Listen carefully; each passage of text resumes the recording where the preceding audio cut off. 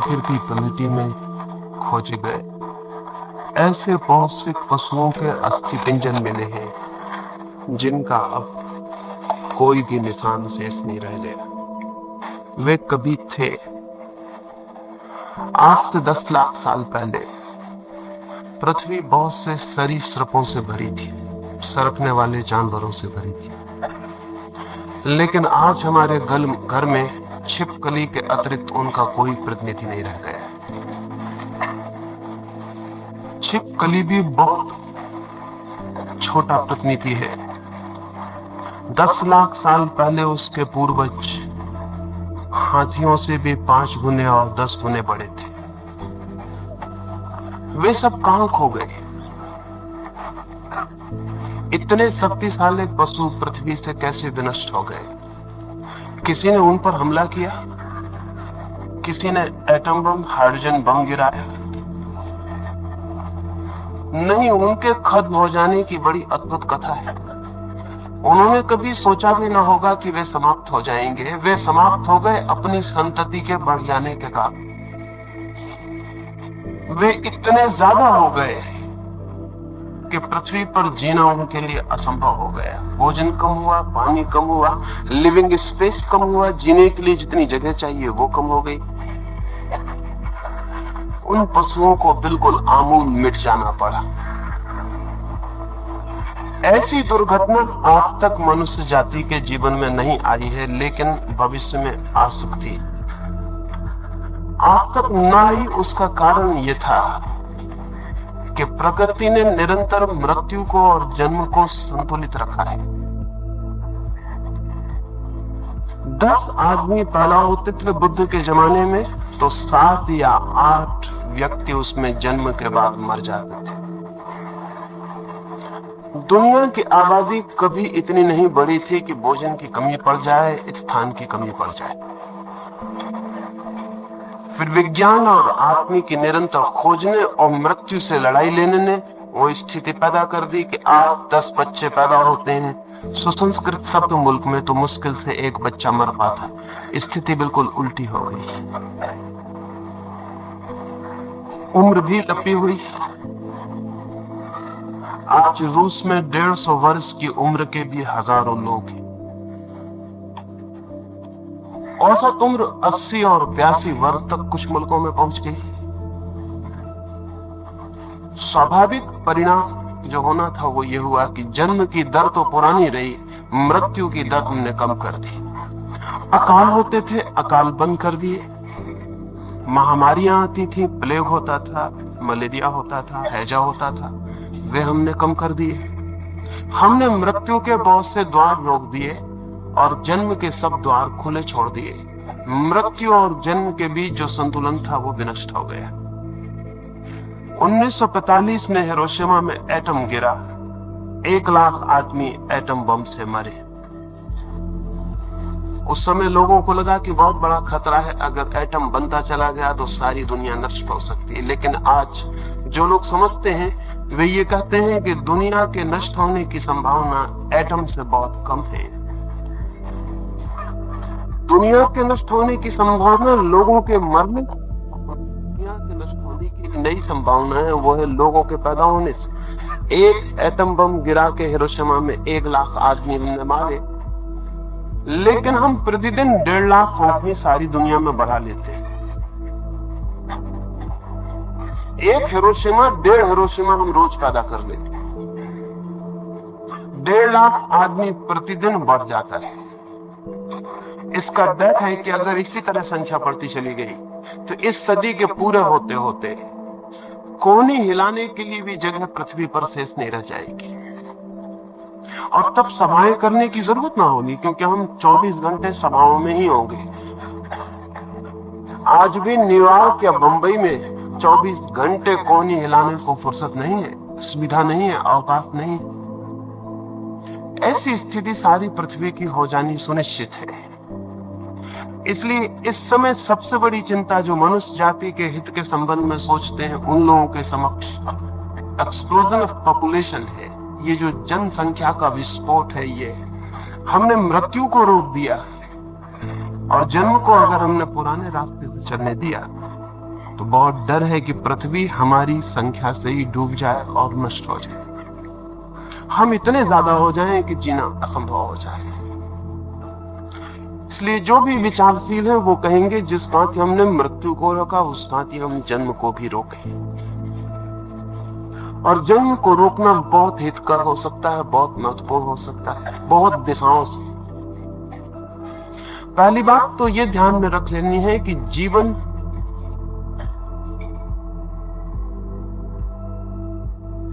एक अवकाश चाहता है। जंगल में एक जानवर है, मुक्त मीलों के घेरे में घूमता है, दौड़ता है। उसे कटघरे में बंद कर दें और उसका विक्षिप्त होना शुरू हो जाता है। बंदर है, मीलों की यात्रा करते रहते हैं। 50 बंदरों को एक मकान में बंद कर दें और उनका पागल होना शुरू हो जाता है। प्रत्येक बंदर को एक लिविंग स्पेस चाहिए, एक जगह चाहिए खुली जहां वो जी सके। अब बंबई में या न्यूयॉर्क में या वाशिंगटन में या मॉस्को में वो लिविंग स्पेस खो गई। छोटे छोटे घरों में आदमी बंद, एक एक घर में एक एक कमरे में 10-12 लोग बंद हैं। वहीं वे पैदा होते हैं, वहीं वे मरते हैं, वहीं वे जीते हैं, वहीं वे भोजन करते हैं, वहीं वे बीमार होते हैं। एक एक छोटे कमरे में 10-10, 12-12, 15-15 लोग बंद हैं। अगर वे विक्षिप्त ना हो जाएं तो कोई आश्चर्य नहीं, अगर वे पागल ना हो जाएं तो कोई आश्चर्य नहीं। वे पागल होंगे ही, वे नहीं हो पा रहे हैं यही आश्चर्य, इतने कम हो पा रहे हैं यही आश्चर्य। मनुष्य को एक खुला स्थान चाहिए जीने के लिए, लेकिन संख्या अगर ज्यादा हो जाए तो खुला स्थान समाप्त हो जाए। हमें ख्याल नहीं, जब आप अकेले कमरे में होते तब आप एक मुक्ति अनुभव करते। 10 लोग आके कमरे में सिर्फ बैठ जाएं, कुछ करे ना, आपसे बोले भी ना, आपको छुए भी ना, सिर्फ 10 लोग कमरे में बैठ जाएं और आपके मस्तिष्क पे एक अनजाना भार पड़ना शुरू हो जाता है। अभी मनोवैज्ञानिक कहते हैं कि चारों तरफ बढ़ती हुई भीड़, प्रत्येक व्यक्ति के मन पर एक अनजाना भार। आप एक रास्ते पर चल रहे हैं, अकेले कोई भी रास्ते पर नहीं है, तब आप दूसरे ढंग के आदमी होते हैं। और फिर उस रास्ते पर 2 आदमी एक बगल की गली से निकल के आ गए हैं, आप फौरन दूसरे आदमी हो जाते हैं। उनकी मौजूदगी आपके भीतर कोई तनाव पैदा कर देगी। आप अपने बाथरूम में स्नान करते हैं, तब आपने ख्याल किया आप वही आदमी नहीं होते जो आप अपने बैठक घर में होते। बाथरूम में आप बिल्कुल दूसरे आदमी होते हैं। बूढ़ा भी बाथरूम में बच्चे जैसा उन्मुक्त हो जाता है। बूढ़े भी बाथरूम के आईने में बच्चों जैसी जीभें दिखाते हैं, मुंह चढ़ाते हैं, नाच भी लेते हैं। लेकिन अगर पता चल जाए कि की होल से, कुंजी के छेद से कोई झांक रहा है, तो वे फिर एकदम बूढ़े हो जाएंगे, उनका बचपन खो जाएगा, फिर वे सख्त और मजबूत और बदल जाएंगे। कुछ क्षण चाहिए जब हम बिल्कुल अकेले हो सके। मनुष्य की आत्मा के जो भी श्रेष्ठतम फूल हैं, वे एकांत में और अकेले में ही खिलते हैं। काव्य हो, संगीत हो, परमात्मा की प्रतिध्वनि मिले, वो सब एकांत और अकेले में ही मिलती। आज तक जगत में भीड़ भाड़ में कोई श्रेष्ठ काम नहीं हो सका। भीड़ ने अब तक कोई श्रेष्ठ काम किया ही नहीं। जो भी जगत में श्रेष्ठ जन्मा है, कविता, चित्र, संगीत, परमात्मा, प्रार्थना, प्रेम, वो सब एकांत में और अकेले के फूल। लेकिन वे सब फूल मुरझा जाएंगे, मुरझा गए हैं, मुरझा रहे हैं, मिट जाएंगे। आदमी श्रेष्ठ से रिक्त हो जाएगा, क्योंकि भीड़ चारों तरफ से अनजाना दबाव डाले चली जाती है। सब तरफ आदमी है, सब तरफ आदमी है। और एक बहुत बड़ी मजे की बात है, आदमी जितने बढ़ते हैं उतना व्यक्तित्व कम हो जाता है। भीड़ में कोई आदमी इंडिविजुअल नहीं होता, व्यक्ति नहीं होता। भीड़ में नाम मिट जाता है, आइडेंटिटी मिट जाती है, तादाद मिट जाता है। आप कोई नहीं होते, भीड़ के एक अंग होते। इसलिए भीड़ बुरे काम कर सकती, अकेला आदमी उतने बुरे काम नहीं कर पाता। अगर किसी मस्जिद को जलाना है तो अकेला आदमी नहीं जला सकता, कितना ही पक्का हिंदू क्यों ना हो। और अगर किसी मंदिर में राम की मूर्ति तोड़नी है तो अकेला मुसलमान नहीं तोड़ सकता, कितना ही पक्का मुसलमान क्यों ना हो। भीड़ चाहिए। अगर बच्चों की हत्या करनी हो और स्त्रियों के साथ बलात्कार करना हो और आग लगाई हो जिंदा आदमियों में, तो अकेला आदमी लगाने में बहुत कठिनाई अनुभव करता है, लेकिन भीड़ एकदम सरलता से कर पाती। क्यों? क्योंकि भीड़ में कोई व्यक्ति नहीं रह जाता, और जब व्यक्ति नहीं रह जाता तो दायित्व, रिस्पॉन्सिबिलिटी भी विदा हो जाती। अब हम कह सकते हैं हमने नहीं किया, आप तो सिर्फ भीड़ में सम्मिलित थे। कभी आपने देखा हो अगर भीड़ तेजी से चल रही हो, नारे लगा रही हो, तो आप भी नारे लगाने लगते और आप भी तेजी से चलने लगते। तेजी से चलती भीड़ में आपके पैर भी तेज हो जाते। नारा लगाती भीड़ में आपका नारा भी लगने लगता है। एडोल्फ हिटलर ने अपनी आत्मकथा में लिखा है कि शुरू में मेरे पास बहुत थोड़े लोग थे, 10-15 लोग ही थे, और 10-15 लोगों से कैसे एडोल्फ हिटलर हुकूमत तक पहुंचा, वो बड़ी अजीब कथा है। उसने लिखा है कि मैं अपने 15 लोगों को लेकर सभा में पहुंचता था, 15 लोगों को अलग अलग कोनों पर खड़ा कर देता था, और जब मैं बोलता था तो वे 15 लोगों को पता था कि कब ताली बजानी। वे 15 लोग ताली बजाते थे, बाकी भीड़ों के साथ हो जाती थी, बाकी भीड़ भी ताली बजाती थी। कभी आपने ख्याल किया कि जब आप ताली बजाते हैं भीड़ में, तो आप नहीं बजाते, भीड़ बजवा लेती। जब आप हंसते हैं भीड़ में, तो आप नहीं हंसते, भीड़ हंसवा लेती। भीड़ संक्रामक है, वो कुछ भी करवा लेती है, क्योंकि वो व्यक्ति को मिटा देती है। वो जो व्यक्ति का आत्मा है, वो जो उसका अपना होना है, उसे पोंछ डालती है। अगर पृथ्वी पर भीड़ बढ़ती चली गई तो व्यक्ति विदा हो जाएगी, भीड़ रह जाएगी, व्यक्तित्व क्षीण हो जाएगा। क्षीण हुआ, खत्म हो जाएगा, मिट जाएगा। पूछा जा रहा है, यही सवाल नहीं है कि पृथ्वी आगे इतनी भीड़ को लेकर जीने में असमर्थ होगी। अगर हमने कोई उपाय भी कर लिया, समुद्र से खाना निकाल सकेंगे, क्योंकि मजबूरी होगी तो कोई उपाय खोजना पड़ेगा। समुद्र से खाना निकल सकेगा, हो सकता है हवाओं से भी खाना निकाला जा सके, और ये भी हो सकता है कि सूरज की किरणों से हम सीधा भोजन ग्रहण कर सकें। ये सब हो सकता है। सिंथेटिक फूड भी हो सकते हैं, सिर्फ गोलियां खा के भी आदमी जिंदा रह सके। आखिर भीड़ बढ़ती जाएगी तो भोजन का तो हम कोई हल कर लेंगे, लेकिन आत्मा का हल नहीं हो सकेगा। इसलिए मेरे सामने परिवार नियोजन जैसी चीज केवल आर्थिक मामला नहीं है, बहुत गहरे अर्थों में धार्मिक मामला है। भोजन तो जुटाया जा सकेगा, इतनी बहुत कठिनाई नहीं है। अगर भोजन की कठिनाई अगर लोग समझते हो तो बिल्कुल गलत समझते हैं। अभी समुद्र खाली पड़े हैं, अभी समुद्रों में बहुत भोजन है, और वैज्ञानिक प्रयोग ये कह रहे हैं कि समुद्रों के पानी से बहुत भोजन निकाला जा सकता है। आखिर मछली समुद्र से भोजन ले रही है, लाखों तरह के जानवर समुद्र से भोजन ले रहे हैं, पानी से। तो पानी से हम भी भोजन निकाल सकते हैं। आखिर मछली को हम खा लेते हैं तो हमारा भोजन बन जाता है, और मछली ने जो भोजन लिया वो पानी से लिया। अगर हम एक मशीन बना सके जो मछली का काम कर सके, तो पानी से हम सीधा भोजन पैदा कर लेंगे। आखिर मछली भी एक मशीन का काम करती है। घास खाती है गाय, फिर गाय का दूध पी लेते हैं हम सीधा घास खाए तो मुश्किल होती, बीच में मध्यस्थ गाय चाहिए। गाय आंख को इस हालत में बदल देती है कि हमारे भोजन के योग्य हो जाता है। आज नहीं कल हम मशीन की गाय भी बना लेंगे, जो घास को इस हालत में बदल दे कि हम उसको ले लें। सिंथेटिक दूध जल्दी ही बन सकेगा। आखिर वेजिटेबल ही बन सकता है, तो वेजिटेबल दूध क्यों नहीं बन सकता है? कोई कठिनाई नहीं। भोजन का अपना तो हद हो जाएगा, लेकिन असली सवाल भोजन का नहीं है, असली सवाल ज्यादा गहरे। अगर आदमी की भीड़ बढ़ती जाती है और पृथ्वी कीड़े मकोड़ों की तरह आदमी से भर जाती है, तो आदमी की आत्मा खो जाएगी, और उस आत्मा को देने का विज्ञान के पास कोई उपाय नहीं। वो आत्मा खो ही जाएगी। और अगर भीड़ बढ़ती चली जाती है तो एक एक व्यक्ति पर चारों तरफ से इतना अनजाना दबाव पड़ेगा, हमें अनजाने दबाव दिखाई नहीं पड़ते। आप जमीन पे चलते हैं, आपने कभी सोचा कि जमीन का ग्रेविटेशन आपको खींच रहा है? नहीं, हम बचपन से उसके आदी हो जाते हैं, इसलिए पता नहीं चलता। लेकिन जमीन से बहुत बड़ा वजन हमें पूरे वक्त खींचे हुए। वो तभी चांद पर जो यात्री गए उनको पता चला कि जमीन अब लौट गए, उनको जमीन वैसी कभी ना लगेगी जैसे पहले लगी थी, क्योंकि चांद पे में 7 फीट ऊंची छलांग भी लगा सकते हैं। चांद की पकड़ बहुत कम, चांद बहुत नहीं खींचता है, जमीन बहुत जोर से खींच रही, हवाएं चारों तरफ से दबते, लेकिन उनका हमें पता नहीं चलता क्योंकि हम उनके आदी हो गए। और अनजाने दबावती है मानसिक ये तो भौतिक दबाव थे। चारों तरफ लोगों की मौजूदगी भी हमको दबा रही है, वे भी हमें भीतर की तरफ प्रेस कर रहे हैं। सिर्फ उनकी मौजूदगी भी हमें परेशान किए हुए। अगर ये भीड़ बढ़ती चली जाती है तो एक सीमा पर पूरी मनुष्यता के न्यूरोटिक विक्षिप्त हो जाने का डर है।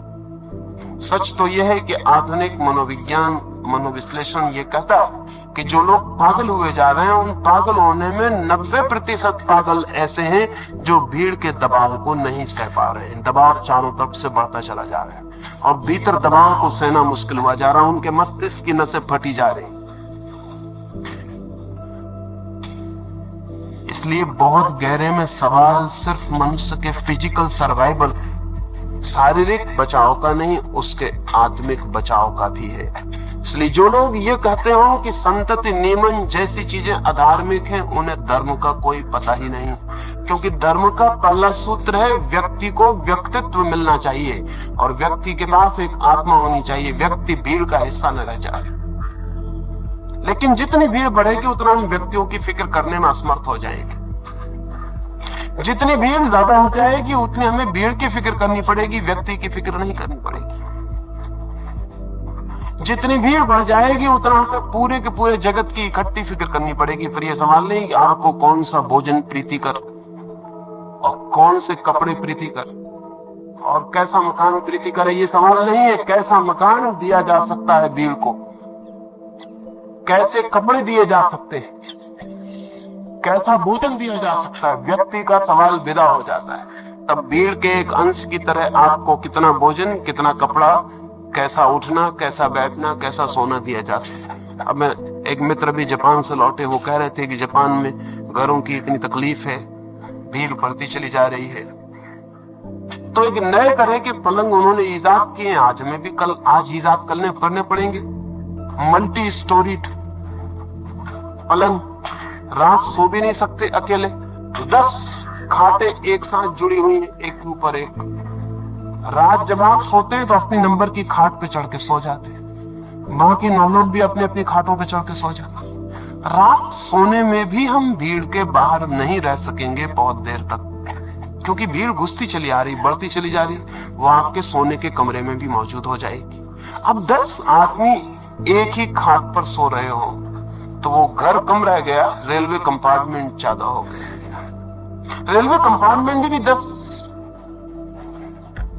टायर सीटें अभी वहां भी नहीं है, लेकिन 10 से ही मामला हल न हो जाए।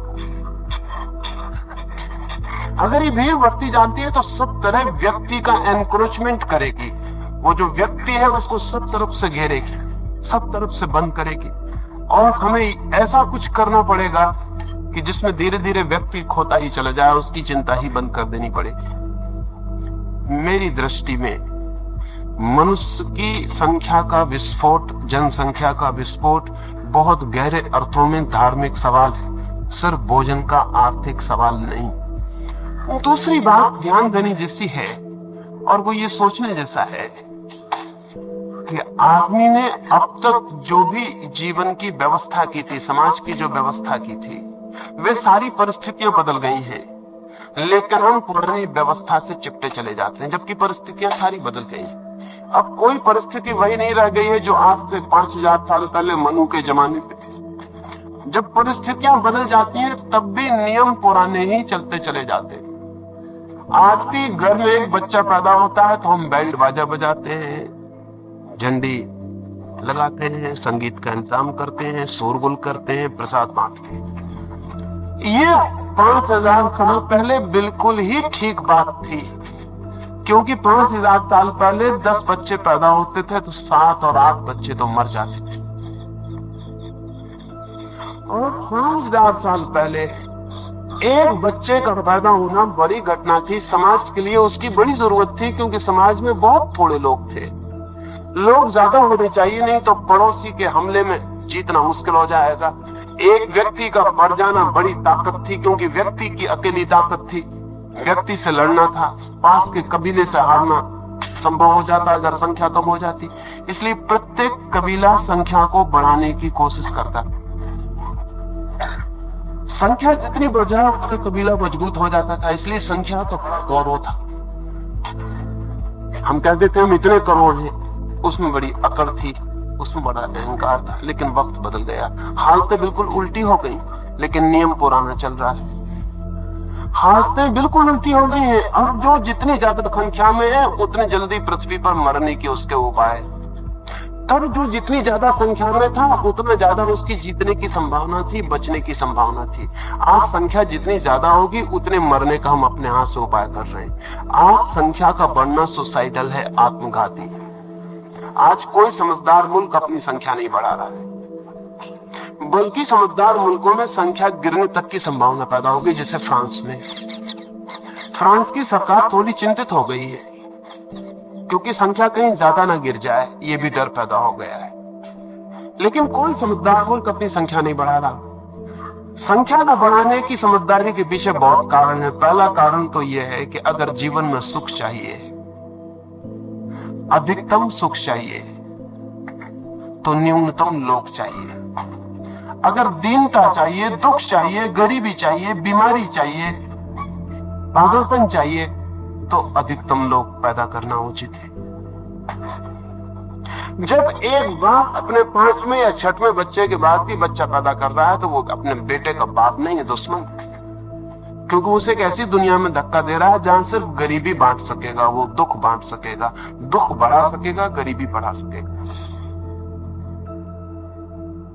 वो बेटे के प्रति प्रेम जाहिर नहीं कर रहा, क्योंकि अगर बेटे के प्रति प्रेम जाहिर हो तो वो ये सोचेगा इस बेटे को मिल क्या सकता है। इसको पैदा करना अब प्रेम नहीं, अब सिर्फ नासमझी है और दुश्मनी। आप दुनिया के समझदार माँ बाप तो बच्चे इतने पैदा करेंगे इस बात को सोच के कि आने वाली दुनिया थी।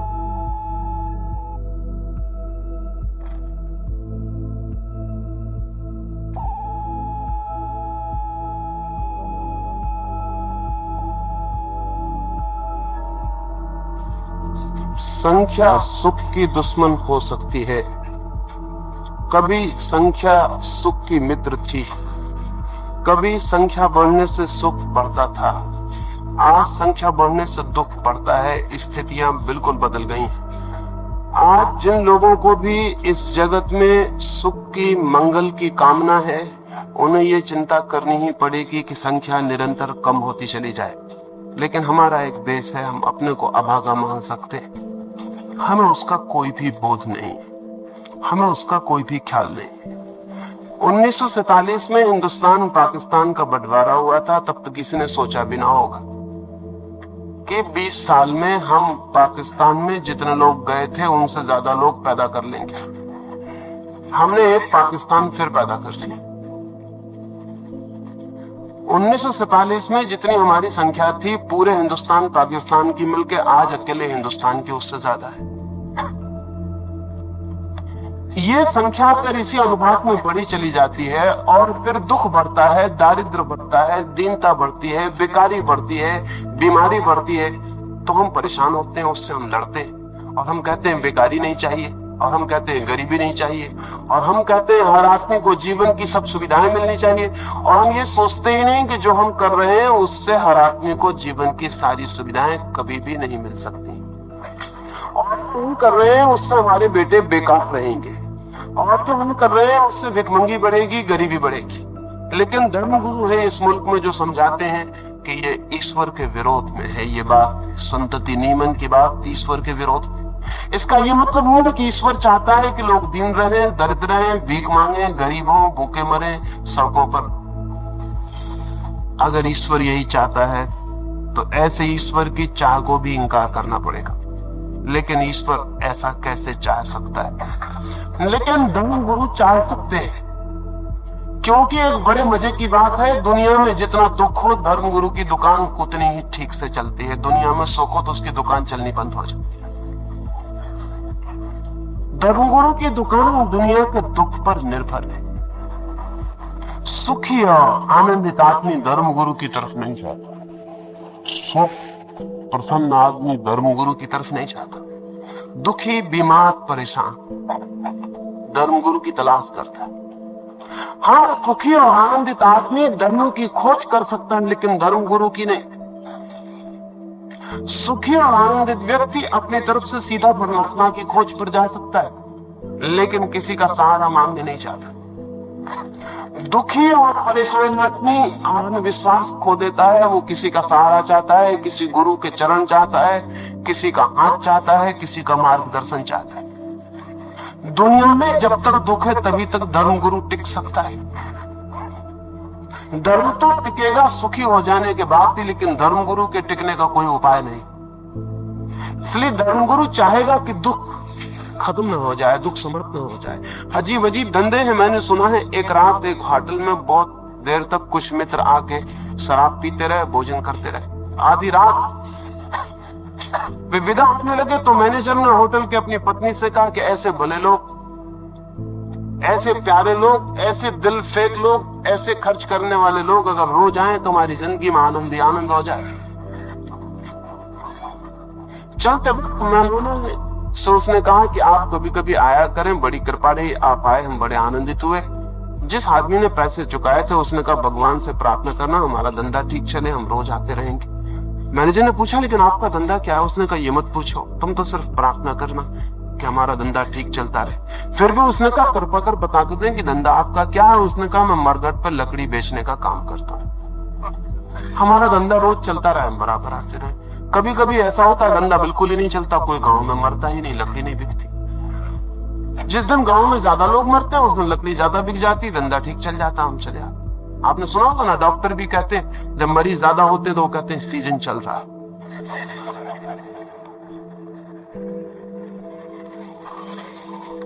आश्चर्य की बात है, अगर किन्हीं लोगों का धंधा लोगों के बीमार होने से चलता हो तो फिर बीमारी मिटानी बहुत मुश्किल हो जाएगी। अब ये डॉक्टर को हमने उल्टा काम सौंपा हुआ है, उसको हमने काम सौंपा हुआ है कि वो लोगों की बीमारी मिटाए, और उसकी पूरी आकांक्षा भीतर ये है कि लोग बीमार, क्योंकि उसका व्यवसाय बीमारी खड़ा है। इसलिए रूस में क्रांति के बाद उन्होंने जो बड़े काम किए उनमें एक काम ये था कि डॉक्टर के काम को उन्होंने नेशनलाइज कर दिया।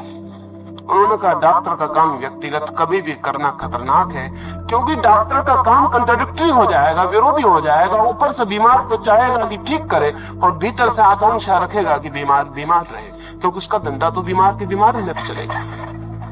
इसलिए उन्होंने डॉक्टर का धंधा, प्राइवेट प्रैक्टिस बिल्कुल रूस में बंद कर दी। अब डॉक्टर को तनख्वाह मिलती है, बल्कि उन्होंने एक नया प्रयोग किया, और वो ये प्रयोग किया कि अगर एक डॉक्टर को जो एरिया दिया गया, जो क्षेत्र दिया गया, उसमें लोग ज्यादा बीमार होते हैं तो डॉक्टर से एक्सप्लेनेशन पूछा जा सकता है कि इस इलाके में इतने लोग ज्यादा क्यों बीमार हुए। अब डॉक्टर को इसकी फिक्र रखनी पड़ती है कि कोई बीमार न पड़े। तो रूस के स्वास्थ्य में बुनियादी फर्क पड़े। चीन में माओ आते से ही वकील के धंधे को नेशनलाइज कर दिया। उसमें वकील का धंधा खतरनाक है, क्योंकि वकील का धंधा भी कंट्राडिक्टरी है। तो वो इसलिए कि न्याय उपलब्ध हो, और उसकी सारी चेष्टा ये रहती है कि उपद्रव हो, चोरियां हो, हत्याएं हो, क्योंकि उस पर उसका धंधा निर्भर करता है। अगर वो ना हो तो उसके तो जीवन का आधार टूट जाए। धर्म गुरु का धंधा भी बड़ा विरोधी है। वो त्रिष्ठा तो ये करता है लोग शांत हो, आनंदित हो, सुखी हो, लेकिन उसका धंधा इस पर निर्भर है कि लोग अशांत रहें, दुखी हो, बेचैन हो, परेशान, क्योंकि अशांत लोग ही उसके पास पूछने आते हैं कि हम शांत कैसे हो। दुखी आत्मा उसके पास आता है कि हमारा दुख कैसे मिटे। दीन दरिद्र उसके पास आता है कि हमारी दीनता दरिद्रता का अंत कैसे हो। धर्म गुरु का धंधा निर्भर है लोगों के बढ़ते हुए दुख पर। इसलिए जब भी दुनिया में दुख बढ़ जाता है तब धर्म गुरु एकदम प्रभावी हो जाता है। अनैतिकता बढ़ जाए तो धर्म गुरु प्रभावी हो जाता है, क्योंकि वो नीति का उपदेश देने लगता है। धर्म गुरु का निर्भर ही इस बात पर है, इसलिए धर्म गुरु तो विरोध करेगा। वो कहेगा कि नहीं, अगर लोग कम होंगे, सुखी हो सकेंगे तो बड़ी मुश्किल हो जाएगी। और भी एक ध्यान रखने की बात है कि धर्म गुरु सारी बातों को ईश्वर पर थोप देता है, और सारे दुनिया के सब धर्म गुरुओं ने सब बातें ईश्वर पर थोप दी, और ईश्वर कभी गवाही देने आता नहीं कि उसकी मर्जी क्या है, तो वो क्या चाहता है, उसकी क्या इच्छा है। इंग्लैंड और जर्मनी अगर युद्ध में हो तो इंग्लैंड का धर्मगुरु समझाता है कि ईश्वर की इच्छा है इंग्लैंड को जिताना, और जर्मनी का धर्मगुरु समझाता है कि ईश्वर की इच्छा है जर्मनी को जिताना। जर्मनी में उसी भगवान से प्रार्थनाएं की जाती हैं कि अपने देश को जिताओ, और इंग्लैंड में पादरी और पुरोहित प्रार्थना करता है कि हे भगवान अपने देश को जिताओ। ईश्वर की इच्छा पर हम अपनी इच्छा थोपते रहे। ईश्वर बेचारा बिल्कुल चुप है, उसका कुछ पता नहीं चलता कि उसकी इच्छा क्या है। अच्छा हो कि हम ईश्वर पर अपनी इच्छाएं न थोपें, बल्कि हम जीवन को सोचें, समझें और वैज्ञानिक रास्ता निकालें।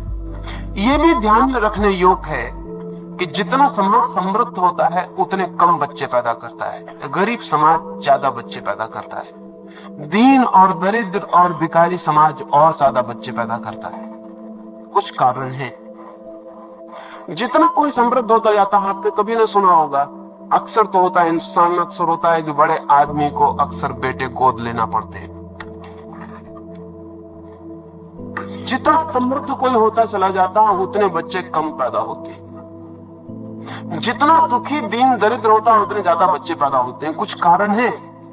कारण यह है कि दुखी दीन दरिद्र जीवन की और किसी मनोरंजन और किसी सुख की सुविधा न होने से आदमी सिर्फ सेक्स और यौन में ही सुख लेने लगता है, और कोई उपाय नहीं। एक अमीर संगीत भी सुनता है, साहित्य भी पढ़ता है, चित्र भी देखता है, टेलीविजन भी देखता है, घूमने भी जाता है, पहाड़ की यात्रा भी करता है, उसकी शक्ति बहुत दिशाओं में बह जाती है। एक गरीब आदमी के पास शक्ति बहने का कोई उपाय नहीं रहता, उसके मनोरंजन का कोई उपाय नहीं, क्योंकि सब मनोरंजन खर्चीले। सिर्फ एक सेक्स ऐसा मनोरंजन है जो मुफ्त उपलब्ध। इसलिए गरीब आदमी बच्चे इकट्ठे करता चला जाता है, वो बच्चे पैदा करता चला जाता है। गरीब आदमी इतने बच्चे इकट्ठा कर लेता है कि और गरीबी बढ़ती चली जाती है, एक विशियस सर्कल पैदा हो जाता है। गरीब ज्यादा बच्चे पैदा करता है, गरीब के बच्चे और गरीब होते हैं और बच्चे पैदा करते जाते हैं, और देश गरीब से गरीब होता चला जाता है। किसी न किसी तरह गरीब आदमी की इस भ्रामक स्थिति को तोड़ना जरूरी, इसे तोड़ना ही पड़ेगा, अन्यथा गरीबी का कोई पारावार न रहेगा। गरीबी इतनी बढ़ जाएगी कि जीना असंभव हो जाएगा। इस देश में तो बढ़ी गई है और जीना करीब करीब असंभव। कोई मान ही नहीं सकता कि हम जी रहे हैं। अच्छा कहा जाए कि हम धीरे धीरे मर रहे। जीने का क्या अर्थ है? जीने का इतना ही अर्थ है कि हम एग्जिस्ट करते हैं, हमारा अस्तित्व है। हम 2 रोटी खा लेते हैं, पानी पी लेते हैं और कल तक के लिए और जी जाते हैं। लेकिन जीना ठीक अर्थों में तभी उपलब्ध होता है जब एफ्लुएंस, समृद्धि उपलब्ध हो। जीने का अर्थ है ओवरफ्लोइंग। जीने का अर्थ है जब कोई चीज हमारे ऊपर से बहने लगे। एक फूल है, आपने कभी ख्याल किया कि फूल कैसे खिलता है पौधे पर? अगर पौधे को ठीक खाद न मिले, ठीक पानी न मिले तो पौधा जिंदा रहेगा लेकिन फूल नहीं खिलेगा। फूल ओवरफ्लोइंग है। जब पौधे में इतनी शक्ति इकट्ठी हो जाती है कि अब पत्तों को, जड़ों को, शाखाओं को कोई जरूरत नहीं रह जाती, कुछ अतिरिक्त जब पौधे के बाद इकट्ठा हो जाता है तब फूल खिलता है। फूल जो है वो अतिरिक्त है, इसलिए फूल सुंदर है। वो अतिरेक है, वो भाव है, वो किसी चीज का बहुत हो जाने से भाव। जीवन में सभी सौंदर्य अतिरेक है, सभी सौंदर्य ओवरफ्लोइंग है, ऊपर से बह जाना है। जीवन का सब आनंद भी अतिरेक है। जीवन में जो भी श्रेष्ठ है वो सब ऊपर से बहा हुआ है। महावीर और बुद्ध राजाओं के बेटे हैं, कृष्ण और राम भी राजाओं के बेटे हैं।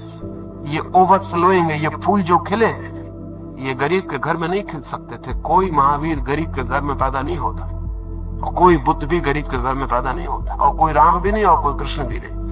गरीब के घर में ये फूल नहीं रह सकते। गरीब सिर्फ जी सकता है, उसका जीना इतना न्यूनतम है कि उसमें फूल खिलने का उपाय नहीं। वो गरीब पौधा है, वो किसी तरह जी लेता है, किसी तरह उसके पत्ते भी हो जाते हैं, किसी तरह शाखाएं भी निकल आती हैं। न तो वो पूरी ऊंचाई ग्रहण कर पाता, न सूरज को छू पाता, न आकाश की तरफ उठ पाता, न उसमें फूल खिल पाते। क्योंकि फूल तो तभी खिल सकते हैं जब पौधे के पास जीने से अतिरिक्त शक्ति इकट्ठी हो जाए। जीने से जो अतिरिक्त इकट्ठा होता है तभी फूल खिलते हैं। ताजमहल भी वैसा ही फूल है, वो अतिरेक से निकला हुआ फूल है। जगत में जो भी सुंदर है, साहित्य है, काव्य है, संगीत है, वो सब अतिरिक्त से निकले हुए फूल। गरीब की जिंदगी में फूल कैसे खिल सकते हैं? लेकिन हम रोज अपने को गरीब करने का उपाय करते चले जाएं। और ध्यान जीवन में जो सबसे बड़ा फूल है परमात्मा का, वो संगीत, साहित्य, काव्य और चित्र और जीवन के छोटे आनंद से भी ज्यादा जब शक्ति ऊपर इकट्ठी होती तब वो परम फूल खिलता है परमात्मा का। लेकिन गरीब समाज उस फूल के लिए कैसे उपाय बना सकता है? गरीब समाज रोज दीन होता है, रोज हीन होता चला जाता है। गरीब बाप 2 बेटे पैदा करता है तो अपने से दुगने गरीब पैदा कर जाता है, उसकी गरीबी भी बढ़ जाती है। हिंदुस्तान कई सैकड़ों सालों से अमीरी नहीं बांट रहा है, सिर्फ गरीबी बांट रहा है। जब एक बाप अपने 4 बेटों में विभाजन करता है तो बाप की संपत्ति नहीं बढ़ती, संपत्ति तो है ही नहीं। बाप ही गरीब था, बाप के पास ही कुछ ना था, वो खुद ही कभी नहीं जी पाया कि अतिरेक का फूल खिल पाए। बाप सिर्फ अपनी गरीबी बांध देता है और 4 और चौगने गरीब समाज में खड़ा कर जाते हैं। और विशेष सर्कल दुष्चक्र ये है कि वे 4 बेटे गरीब होने की वजह से सेक्स में ही रस खोजेंगे और बच्चे पैदा करते चले जाएंगे। हाँ, धर्म गुरु सिखाते हैं ब्रह्मचर्य। वे कहते हैं कि गरीब को भी अगर बच्चे नहीं पैदा करना है तो वो ब्रह्मचर्य का पालन करे। मैंने कहा कि मनोरंजन के सब साधन उससे बंद हैं और धर्मगुरु कहते हैं कि ये एक साधन और मनोरंजन का उसके जीवन में थोड़े रस का है, वो इसको भी ब्रह्मचर्य से बंद कर दे। अब तो गरीब आदमी मर गया। वो चित्र देखने जाता है तो रुपया खर्च होता है, वो संगीत सुनने जाता है तो रुपया खर्च होता है, वो किताब पढ़ने जाता है तो रुपया खर्च होता है। एक सस्ता और मुफ्त मिला साधन था, धर्मगुरु कहता है ब्रह्मचर्य से वो उसे भी बंद कर दे। इसलिए धर्मगुरु समझाते रहते हैं ब्रह्मचर्य की बात, कोई उनकी सुनता नहीं। खुद धर्मगुरु ही नहीं सुनते हैं अपनी बात, कोई नहीं सुनता। वो बकवास बहुत लंबी चल चुकी, उससे कोई परिणाम नहीं हुआ, उससे कोई हित भी नहीं हुआ। विज्ञान ने ब्रह्मचर्य की जगह एक नया उपाय दिया जो सर्व सुलभ हो सकता है, वो है संतति नियमन के कृत्रिम साथी, जिनसे व्यक्ति को ब्रह्मचर्य में बंधने की कोई जरूरत नहीं। जीवन के द्वार खुले रह सकते हैं, अपने को सप्रेस करने की और दमन करने की भी कोई जरूरत नहीं। और ये भी ध्यान रहे, जो व्यक्ति एक बार अपनी यौन की प्रवृत्ति को जोर से दबा दे अपने भीतर, वो व्यक्ति सदा के लिए किन्हीं गहरे अर्थों में रुग्ण हो जाता है। यौन की वृत्ति से मुक्त हो जा सकता है, लेकिन यौन की वृत्ति को दबा के कोई कभी मुक्त नहीं होता है। यौन की वृत्ति से मुक्त हुआ जा सकता है अगर यौन में निकलने वाली शक्ति किसी और आयाम में, किसी और दिशा में प्रवाहित हो जाए तो मुक्त हुआ जा सकता है। एक वैज्ञानिक मुक्त हो जाता है बिना किसी ब्रह्मचर्य के, बिना वेदराग का पाठ किए हनुमान चालीसा पढ़े एक वैज्ञानिक मुक्त हो जाता है, क्योंकि सारी शक्ति की ऊर्जा, सारी ऊर्जा विज्ञान की खोज में लग जाती है। एक चित्रकार भी मुक्त हो सकता है, एक संगीतज्ञ भी मुक्त हो सकता है, एक परमात्मा का खोजी भी मुक्त हो सकता है। ध्यान रहे, लोग कहते हैं ब्रह्मचर्य शर्त है परमात्मा की खोज की। मैं कहता हूं ये बात गलत है। हाँ, परमात्मा की खोज पे जाने वाला ब्रह्मचर्य को उपलब्ध हो जाता है, ये परिणाम। अगर कोई परमात्मा की खोज में पूरी तरह चला गया तो उसकी सारी शक्तियां इतनी लीन हो जाती हैं तो उसके पास यौन की दिशा में जाने के लिए शक्ति क्या ना बाहर बचता ना आकांक्षा बचती। ब्रह्मचर्य से कोई परमात्मा की तरफ नहीं जाता, लेकिन परमात्मा की तरफ जाने वाला ब्रह्मचर्य को उपलब्ध हो जाता। लेकिन अगर हम किसी को कहें कि वो बच्चे रोकने के लिए ब्रह्मचर्य का उपयोग करे, गांधी जी निरंतर वही कहते रहे और भी इस मुल्क के महात्मा यही कहते हैं कि ब्रह्मचर्य का उपयोग करो। लेकिन गांधी जी से बढ़िया आदमी भी ठीक ठीक अर्थों में ब्रह्मचर्य को कभी उपलब्ध नहीं हो सके। वे भी कहते हैं कि मेरे स्वप्नों में भी काम वासना उतर आती। वे भी कहते हैं कि दिन तो मैं किसी तरह संयम रख पाता हूं, लेकिन सपनों में सब संयम टूट जाता है। और जीवन के अंतिम दिनों में एक स्त्री को बिस्तर पर लेकर सोकर वो प्रयोग करते थे कि कहीं अभी भी तो काम वासना शेष नहीं रह गई। 70 वर्ष की उम्र में एक युवती को रात बिस्तर पर सोते थे लेके ये जानने के लिए कि कहीं काम वासना शेष रह गई कि नहीं। मुझे पता नहीं कि क्या परिणाम हुआ, क्या वे जान पाए, लेकिन एक बात तो पक्की है कि उन्हें शक रहा होगा 70 वर्ष की उम्र तक की ब्रह्मचर्य उपलब्ध नहीं हुआ, अन्यथा इस परीक्षा की कोई जरूरत नहीं।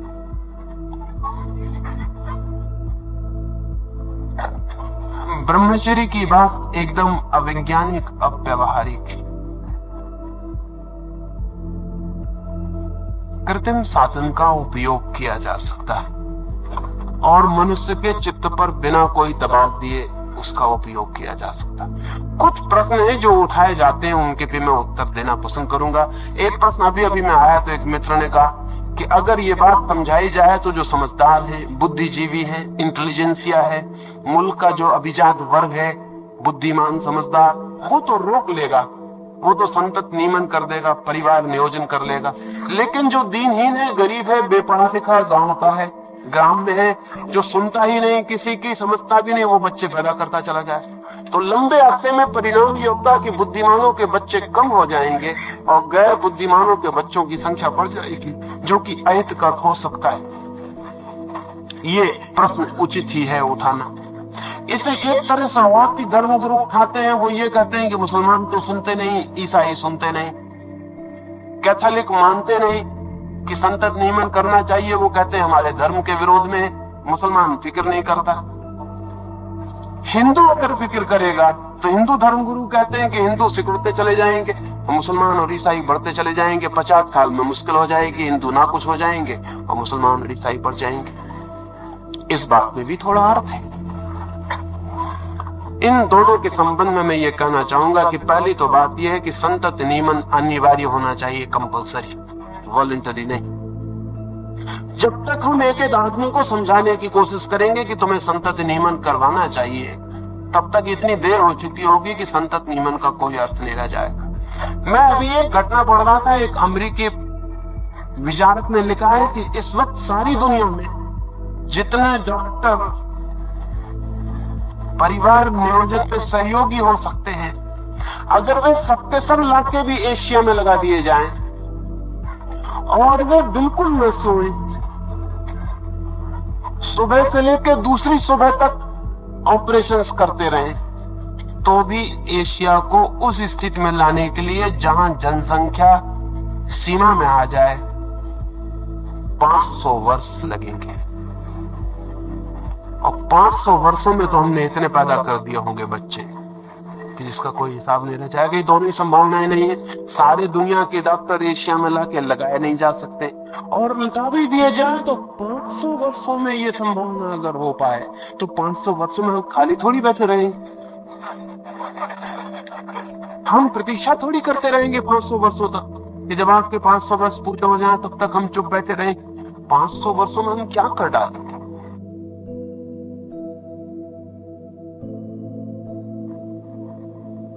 नहीं, ये संभव नहीं मालूम होता। समझाने बुझाने के प्रयोग से तो रात का दिखाई नहीं पड़ता। संतति नियमन अनिवार्य न होगा, और ये अलोकतांत्रिक नहीं है। हम हत्या को अनिवार्य किए हुए हैं कि कोई हत्या नहीं कर सकता, ये अलोकतांत्रिक नहीं। हम कहते हैं कोई किसी आदमी को हत्या का हक नहीं है, लेकिन ये डेमोक्रेसी के खिलाफ नहीं है। अभी मैं अहमदाबाद में बोल रहा था तो मुझे कई पत्र आए कि आप कहते हैं अनिवार्य कर दें संतत नियमन, तो ये तो लोकतंत्र का विरोध। मैंने उनको कहा कि एक आदमी की हत्या करने से जितना नुकसान होता है, आज उससे 1000 गुना ज्यादा नुकसान एक बच्चे को पैदा करने से होता है। एक आदमी आत्महत्या कर लेता है, उससे जितना नुकसान होता है उतना एक आदमी एक बच्चे को पैदा करता है, उससे 1000 गुना नुकसान होता है। संतत नियमन अनिवार्य होना चाहिए, तब गरीब और अमीर और बुद्धिमान और गैर बुद्धिमान का सवाल नहीं रह जाता। अनिवार्य होना चाहिए तब हिंदू मुसलमान नहीं। सरकार को सोचना चाहिए स्त्री के लिए क्या उचित है। क्या ये उचित है कि 4 स्त्रियां एक आदमी की पत्नी बने? वो हिंदू हो या मुसलमान, ये इररिलेवेंट है, ये असंगत है, इससे कोई संबंध नहीं। 4 स्त्रियां एक आदमी की पत्नियां बने, ये बात ही अमानवीय है। इसलिए सवाल नहीं है कि कौन हिंदू है कौन मुसलमान, ये अपनी अपनी इच्छा की बात। फिर तो कल हम ये भी कह सकते हैं कि मुसलमान को हत्या करने में थोड़ी सुविधा देनी चाहिए, ईसाई को थोड़ी या हिंदू को थोड़ी सुविधा देनी चाहिए हत्या करने में। नहीं, हम व्यक्ति और आदमी को सोच के विचार करने की जरूरत है। अनिवार्य होना चाहिए। ये सवाल मुल्क का है, पूरे मुल्क का। उसमें हिंदू मुसलमान और ईसाई अलग नहीं किए जा सकते, उसमें अमीर और गरीब अलग नहीं किए जा सकते। दूसरी बात विचारनी है कि हमारे मुल्क में, इस देश में हमारी प्रतिभा निरंतर क्षीण होती चली गई है। अगर हम आगे भी ऐसे ही बच्चा पैदा करना जारी रखते हैं तो संभावना है कि हम सारे जगत में प्रतिभा में धीरे धीरे और पिछड़ते चले जाएं। अगर इस जाति को ऊंचा उठना हो, स्वास्थ्य में, सौंदर्य में, चिंतना में, प्रतिभा में, मेधा में, तो हमें प्रत्येक आदमी को बच्चे पैदा करने का हक नहीं देना चाहिए। पहली तो बात मैं ये मानता हूं कि संतति नियमन अनिवार्य होना चाहिए। दूसरी बात मैं ये मानता हूं कि प्रत्येक व्यक्ति को बच्चा पैदा करने का हक, जब तक विशेषज्ञ न दे दें तब तक बच्चे पैदा करने का हक किसी को भी नहीं रह जाना चाहिए। बच्चे पैदा करने के हक के बाद 2 बच्चे कोई पैदा कर सकता है, लेकिन हक उसे मिलना चाहिए। उसके लिए हमें वैसे ही लाइसेंस देने चाहिए। जो मेडिकल बोर्ड जब तक लाइसेंस ना दे, कोई आदमी बच्चा पैदा नहीं कर सकेगा। कितने कोढ़ी बच्चे पैदा किए जाते हैं, कितने इडियट बच्चे पैदा किए जाते हैं, कितने संक्रामक रोगों से भरे हुए लोग बच्चे पैदा किए जाते हैं, और उनके बच्चे पैदा होते चले जाते हैं और पलते चले जाते हैं। और देश में दया दान करने वाले लोग हैं कि अगर वे खुद अपने बच्चे न पाल सकते हो तो हम उनके लिए अनाथालय खोल के उनके बच्चों को पालने का भी इंतजाम करते हैं। ये ऊपर है तो दान और दया दिखाई पड़ रही, लेकिन ये बड़े खतरनाक लोग हैं जो ऐसा इंतजाम कर रहे हैं। इंतजाम तो ये होना चाहिए कि स्वस्थ, सुंदर, बुद्धिमान, प्रतिभाशाली, संक्रामक रोगों से ग्रसित नहीं, ऐसे स्त्री और पुरुष को ही बच्चा पैदा करने का हक होना चाहिए। असल में शादी के पहले ही हर गांव में, हर नगर में सलाहकार समिति होनी चाहिए, डॉक्टर्स की, विचारशील मनोवैज्ञानिकों की, साइकोएनालिस्ट की, जो प्रत्येक व्यक्ति को यह हक दे कि तुम अगर दोनों शादी करते हो तो तुम बच्चे पैदा कर सकोगे या नहीं कर सकोगे। ये बता दे, शादी करने का हक तो प्रत्येक को है। ऐसे 2 लोग शादी कर सकते हैं जिनको की सलाह न दी जाए, वो शादी कर सकते हैं लेकिन बच्चे पैदा नहीं कर सकते। हम जानते हैं भली बात ही कि पौधों पर क्रॉस ब्रीडिंग से कितना लाभ उठाया जा सकता है। एक माली अच्छी तरह जानता है कि नए बीज कैसे विकसित किए जा सकते हैं, गलत बीजों को कैसे हटाया जा सकता है, छोटे बीज कैसे अलग किए जा सकते हैं, बड़े बीज कैसे बचाए जा सकते हैं। एक माली सभी बीज नहीं बो देता है, बीजों को छांटता है। लेकिन हम अब तक मनुष्य जाति के साथ उतनी समझदारी नहीं कर सके जो एक साधारण सा माली अपने बगीचे में करता है। ये भी आपको ख्याल हो कि जब माली को एक बड़ा फूल पैदा करना होता है तो वो छोटे फूलों को पहले ही काट देता है। अगर आपने देखा हो कभी प्रदर्शनी फूलों की देखी हो, तो जो फूल जीत जाते हैं उनके जीतने का कारण क्या है? उनका कारण ये है कि माली ने होशियारी की, एक पौधे पर एक ही फूल पैदा किया, बाकी फूल पैदा ही नहीं होने दिए। माँ के फूलों को उसने जड़ से ही अलग कर दिया, तो फूल की, पौधे की सारी शक्ति एक ही फूल में प्रवेश कर दी। एक आदमी 12 बच्चे पैदा करता है तो कभी भी बहुत प्रतिभाशाली बच्चे पैदा नहीं कर सकता। अगर एक ही बच्चा पैदा करे तो उसके 12 बच्चों की सारी प्रतिभा एक में भी प्रवेश कर सकती। और प्रकृति के बड़े अद्भुत नियम, प्रकृति के नियम बहुत हैरानी के, प्रकृति बड़े अजीब ढंग से काम करती है। जब युद्ध होता है दुनिया में, तो युद्ध के बाद लोगों की संतति पैदा करने की क्षमता बढ़ जाती है। बड़ी हैरानी की बात, युद्ध से क्या लेना देना। जब भी युद्ध होता है तब जन्म दर बढ़ जाती है। पहले के बाद जन्म दर एकदम ऊपर उठ गई, क्योंकि पहले मालूम में कोई 3.5 करोड़ लोग मर गए। प्रकृति कैसे इंसान रखती, ये भी हैरानी की बात है। प्रकृति को कैसे पता चला कि युद्ध हो गया और अब बच्चों की जन्म दर बढ़ जानी चाहिए। दूसरे महायुद्ध में भी कोई 7.5 करोड़ लोग मरे और जन्म दर एकदम से बढ़ गई। महोत्तरी के बाद, हैजे के बाद, प्लेग के बाद लोगों की जन्म दर बढ़ जाती। प्रकृति का अपना आंतरिक इंतजाम, अगर एक आदमी 50 बच्चे पैदा करे तो उसकी शक्ति 50 पर बिखर जाती है। अगर वो एक ही बच्चे पर केंद्रित करे तो उसकी शक्ति, उसकी प्रतिभा प्रकृति एक ही बच्चे में भी डाल देती है। मैं देख रहा था तो बहुत हैरान हुआ। जब बच्चे पैदा होते हैं तो 100 लड़कियां पैदा होती हैं, 116 लड़के पैदा होते हैं। ये बात है सारी दुनिया में। अभी बड़े मजे की बात है कि 116 लड़के किस लिए पैदा करना? 16 लड़के बेकार बच जाएंगे, इनको कौन लड़की मिलेगी? 100 लड़कियां पैदा होती हैं, 116 लड़के पैदा होते हैं। लेकिन प्रकृति का इंतजाम बहुत ही अद्भुत है, बहुत गहरा है।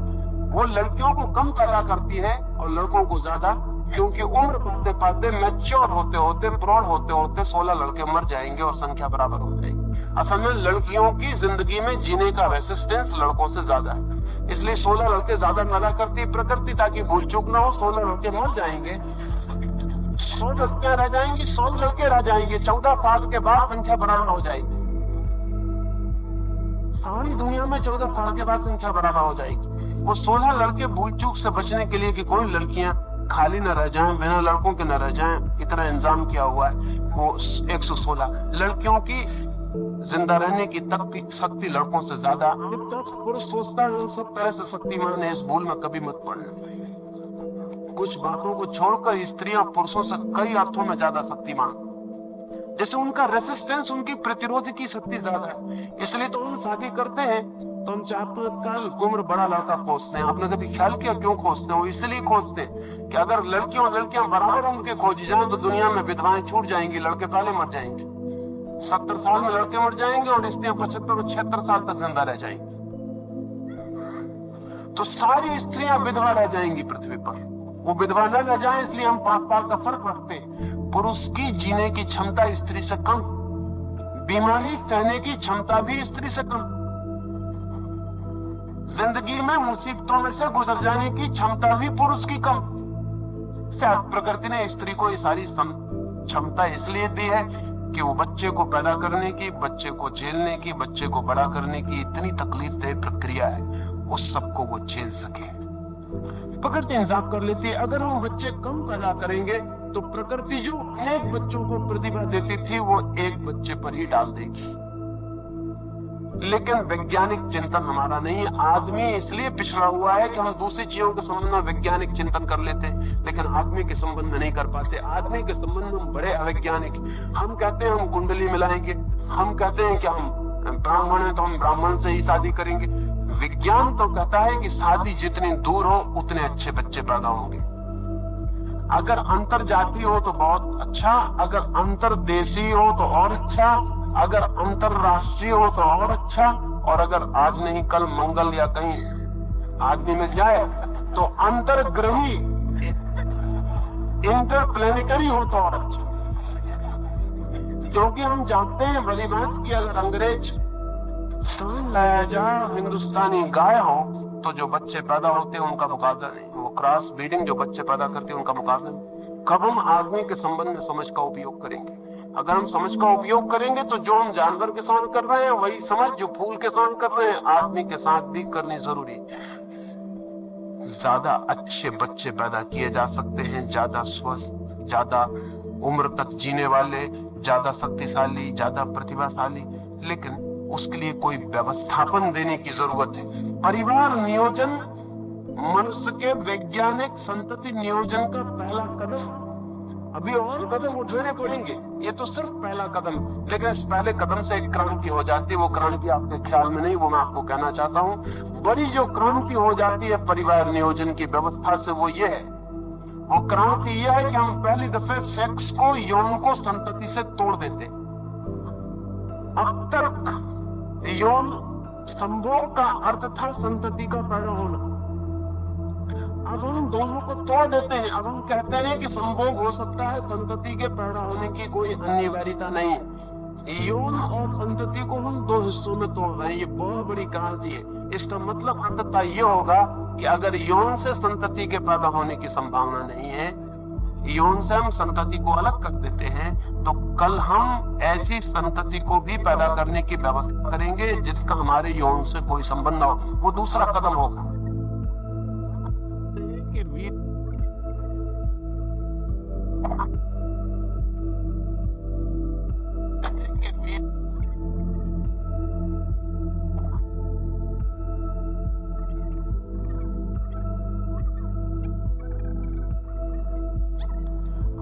बेटे के लिए अच्छे शिक्षक की व्यवस्था करते हैं, आप ही पढ़ाने नहीं बैठ जाते क्योंकि मैं इसका बाप हूँ तो मैं ही इसको पढ़ाऊंगा। अपने बेटे के लिए अच्छा टेलर खोजते हैं, आप ही कमीज बनाने नहीं बैठ जाते कि मैं इसका बाप हूँ। आप अपने बेटे के लिए अच्छा डॉक्टर खोजते हैं, आप भी ऑपरेशन नहीं करने लगते क्योंकि मैं इसका बाप हूँ। तो आप अपने बेटे के लिए पहले दिन से ही अच्छा बीरीकण क्यों न खोजे। संतति नियमन का अंतिम परिणाम वो होने वाला है कि हम बीरीकणों के बाबत व्यवस्था कर सकेंगे। आइंस्टीन का बीरीकण उपलब्ध हो सकता हो और एक आदमी के पास कितने बीरीकण, कभी आपने सोचा? एक संभोग में एक आदमी इतने बीरीकण खोता है उससे 1 करोड़ बच्चे पैदा हो सकते, और एक आदमी जिंदगी में अंदाजन 4000 बार संभोग करता है, यानी 4000 करोड़ बच्चे का बाप एक आदमी बन सकता है। एक आदमी के बीरीकण अगर संरक्षित हो सके तो एक आदमी 4000 करोड़ बच्चों का बाप बन सकता है। एक आइंस्टीन 4000 करोड़ बच्चों को जन्म दे सकता है, एक बुद्ध 4000 करोड़ बच्चों को जन्म दे सकता है। क्या उचित न होगा कि हम आदमी के बाबत विचार करें और हम इस बात की खोज करें? लेकिन संतति नियमन ने पहली घटना पूरी कर दी। हमने सेक्स को तोड़ दिया। अब हम कहते हैं कि बच्चे की फिक्र छोड़ दो, संभोग किया जा सकता है, संभोग का सुख लिया जा सकता है, बच्चे की चिंता की कोई जरूरत नहीं। जैसे ही ये बात स्थापित हो जाएगी दूसरा कदम भी उठाया जा सकेगा, और वो ये कि अब तुम संभोग करते हो जिससे उससे ही बच्चा पैदा हो, तुम्हारे ही संभोग से बच्चा पैदा हो, ये भी अवैज्ञानिक है।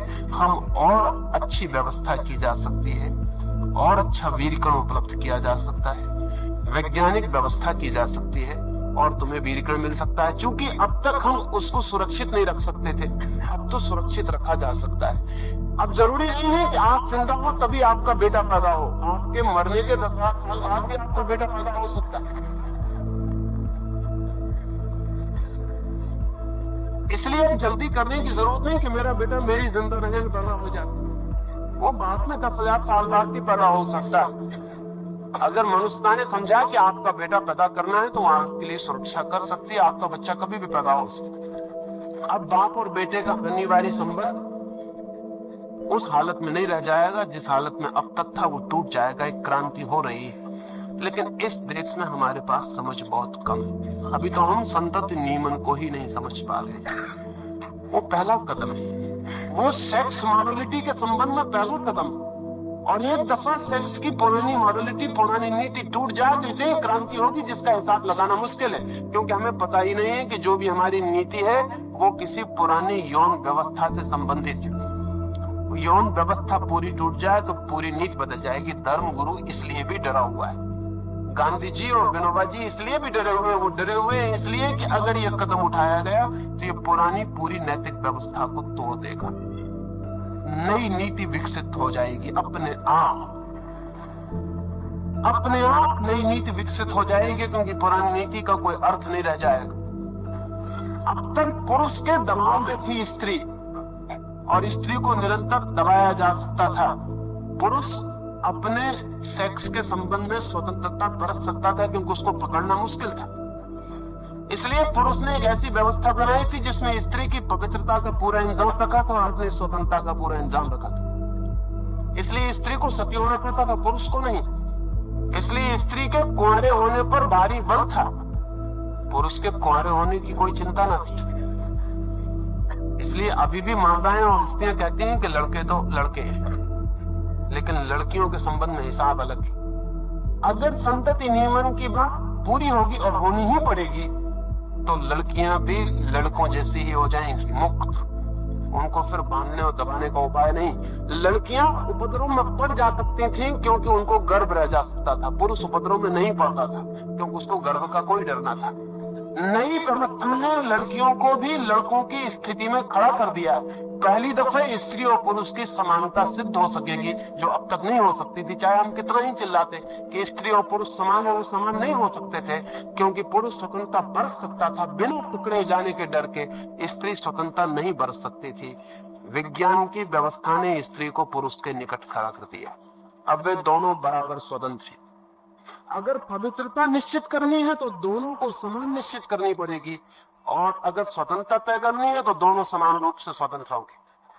बर्थ कंट्रोल, संतति नियमन के कृत्रिम साधन स्त्री को पहली बार पुरुष के समकक्ष बिठाते हैं। बुद्ध नहीं बिठा सके, महावीर नहीं बिठा सके, अब तक दुनिया का कोई पुरुष नहीं बिठा सका स्त्री को। कहा मिलते कि दोनों बराबर है, लेकिन वो बराबर हो नहीं सके क्योंकि उनकी एनाटॉमी, उनकी शरीर की व्यवस्था खाकर गर्भ की व्यवस्था कठिनाई में डाल देती थी। स्त्री कभी भी पुरुष की तरह स्वतंत्र नहीं हो सकती। आज पहली दफा स्त्री भी स्वतंत्र हो सकती। अब इसके दो ही अर्थ होंगे, या तो स्त्री स्वतंत्र की जाए या पुरुष की अब तक की जो स्वतंत्रता थी उसको पुनर्विचार किया जाए। सारी नीति को बदलना पड़ेगा। इसलिए धर्मगुरु परेशान है, अब मनु की नीति नहीं चल सकेगी क्योंकि सारी व्यवस्था बदल जाएगी। और इसलिए उनकी घबराहट स्वाभाविक है, लेकिन बुद्धिमान लोगों को समझ लेना चाहिए कि उनकी घबराहट, उनकी नीति को बचाने के लिए मनुष्यता की हत्या नहीं की जा सकती। उनकी नीति जाती हो कल तो आज चली जाए, लेकिन मनुष्यता का बचना ज्यादा महत्वपूर्ण और ज्यादा जरूरी है। मनुष्य रहेगा तो नई नीति खोज लेंगे, और मनुष्य न रहा तो मनु की और याज्ञवल्क्य की किताबें सड़ जाएंगी और गल जाएंगी और नष्ट हो जाएंगी। उनको कोई बचा भी नहीं सकता।